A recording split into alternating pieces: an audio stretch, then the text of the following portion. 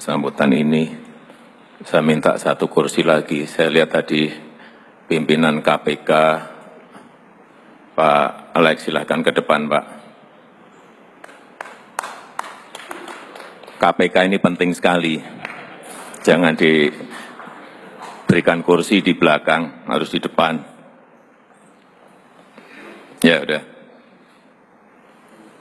Silakan. Kursinya jangan beda, kursinya sama saja yang ini ya, tapi di depan. Ya. Bapak, Ibu, dan saudara-saudara sekalian, jadi perubahan dunia sekarang ini sangat cepat sekali. Lagi saya ulangi, sangat cepat sekali. Tiap detik berubah, tiap menit berubah. Tiap jam berubah, tiap hari berubah, tiap minggu berubah, tiap bulan berubah. Perubahannya cepat sekali. Kalau kita bekerja linier, kalau kita bekerja rutinitas, ditinggal kita. Pasti ditinggal. Kerja kita monoton, ditinggal kita. Coba kita lihat. Ada internet. Kita banyak yang baru belajar apa itu internet. Sudah berubah, ganti mobile internet. Mobile internet kita baru, apa sih mobile internet? Ganti lagi artificial intelligence, mesin cerdas. Apa ini? Kita belum rampung belajar satu, sudah berubah ke yang lain. Inilah yang saya katakan, sering saya katakan, perubahan dunia yang cepat sekali, karena teknologi. Jadi kalau kita masih berkutat rutinitas ini, itu, ini, ditinggal, sudah ditinggal kita. Saya ingin ingatkan pada Bapak, Ibu, dan saudara-saudara semuanya. Coba kita lihat Elon Musk berbicara masalah Tesla, mobil fantastik masa depan.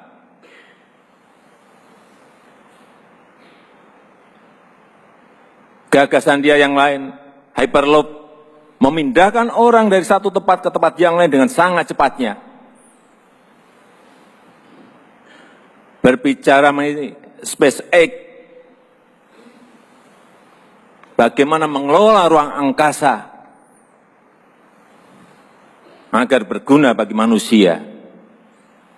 Kita masih berkutat hal-hal yang tidak produktif. Urusan demo,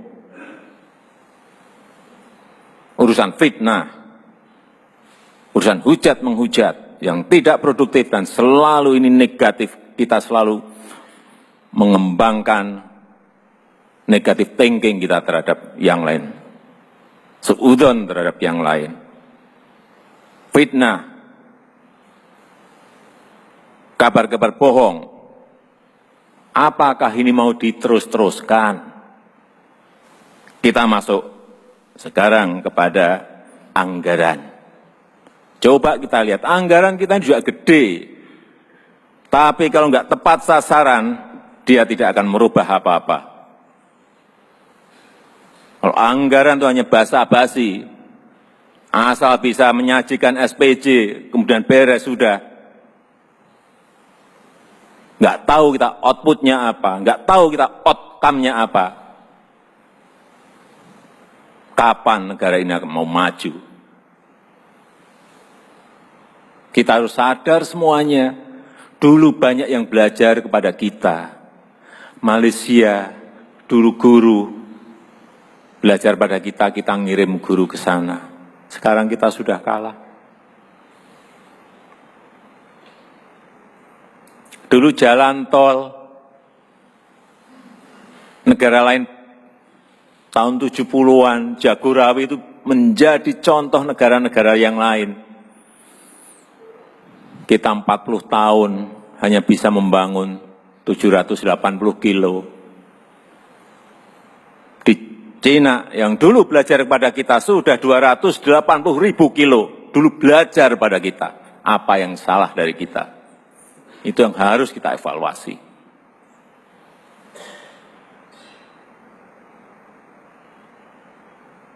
Saya kaget, dulu PT PAL, tahun 72 dibuka.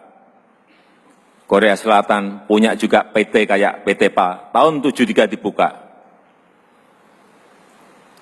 Kita belum maju kemana-mana, dia sudah bisa bikin kapal selam.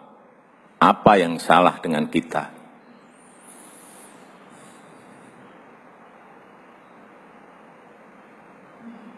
Hal-hal seperti ini yang akan saya ingatkan kepada siapapun, bahwa kita sekarang harus merubah pola pikir kita, etos kerja kita, disiplin kita, kalau kita tidak mau ditinggal oleh negara yang lain.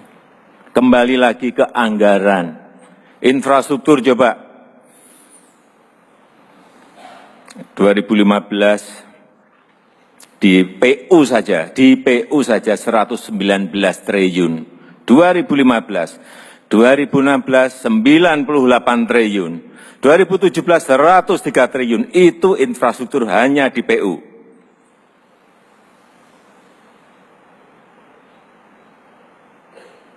Saya ingatkan ini juga perlu diawasi. Ini duit gede, ini anggaran gede. Di perhubungan, coba kita lihat, 2015 43 triliun, 2016 20 triliun, 2017 26 triliun. Ini duit gede sekali.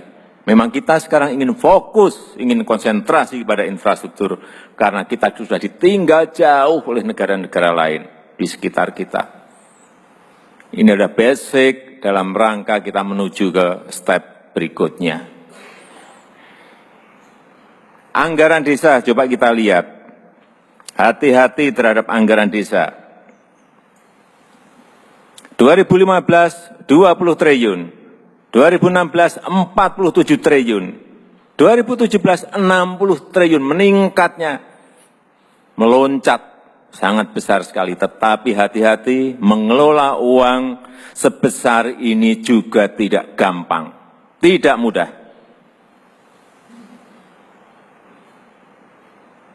Hati-hati. Saya senang tadi kepala desa diajak untuk ke istana, tapi yang diajak adalah yang baik-baik, yang sudah bagus dalam pengelolaannya terhadap dana desa itu, dan para bupatinya juga. Saya titip 60 triliun itu bukan uang sedikit. Bisa menjadikan desa kita baik, tapi juga bisa menjadikan kepala desa itu menjadi tersangka kalau tidak cara-cara pengelolaannya baik. Oleh sebab itu, saya harapkan Habib, aparat pengawasan kita betul-betul ini dikawal, diawasi, dicek, dikontrol betul, agar nanti ada output yang baik, ada outcome yang baik. Dan tolong dimulai dibangun sebuah sistem, aplikasi sistem keuangan desa ini yang simple, yang sederhana. Saya lihat yang dulu,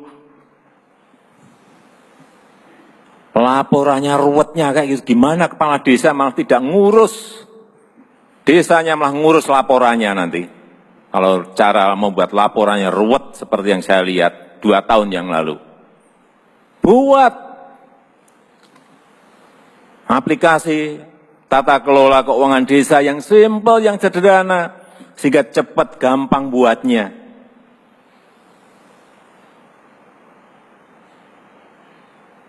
Jangan buat berlembar-lembar, berlapis-lapis. Yang paling penting simple, sederhana, tapi gampang dicek, gampang dikontrol, gampang diawasi. Prinsip di situ. Nggak usah laporan bertumpuk-tumpuk, tapi duitnya juga hilang untuk apa? Laporan itu untuk apa? nggak ada gunanya.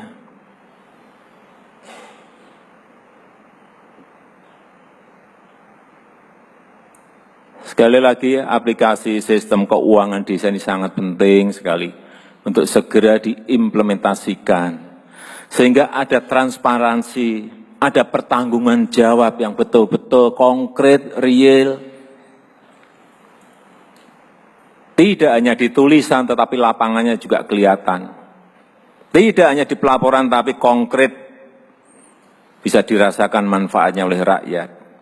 Keinginan kita ke sana. Jangan sampai kita basa-basi dengan laporan-laporan, tetapi barangnya nggak nongol untuk apa.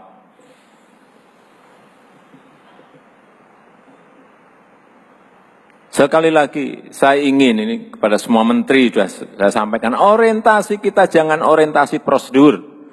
Harus berubah orientasi kita, ada orientasi hasil. Orientasi hasil. Saya sudah perintahkan ke Menteri Keuangan juga masalah SPJ yang dulunya ruwet sampai berapa Bu Menteri? 40 berapa? 44 apa itu? 44 laporan. Juknisnya berapa? 98. Apa-apaan ini?